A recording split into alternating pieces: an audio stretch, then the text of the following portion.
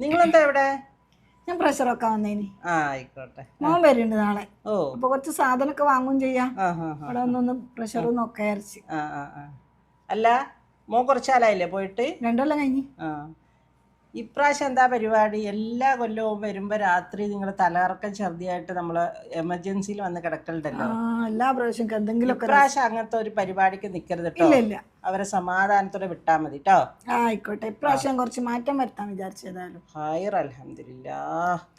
ഇപ്രാവശ്യം എന്താ അറിയോ, സാധാരണ അങ്ങനെ തന്നെ ഓൻ വന്ന് പെട്ടി പൊളിച്ച് എനിക്കും എൻ്റെ മോക്കും മരുവനുള്ള സാധനമൊക്കെ ഞാനവിടെ മാറ്റി വെക്കും. എനിക്ക് കിട്ടേണ്ടത് കിട്ടി കഴിഞ്ഞാൽ എനിക്കൊരു ഒരു BP കൂടലൊക്കെ. ഇപ്രാവശ്യം നീ BP കൂട്ടണ്ട വിചാരിച്ച് ഒരു വയറ്റുന്നൊക്കെ എന്താക്കിയാലോ വിചാരിച്ച്.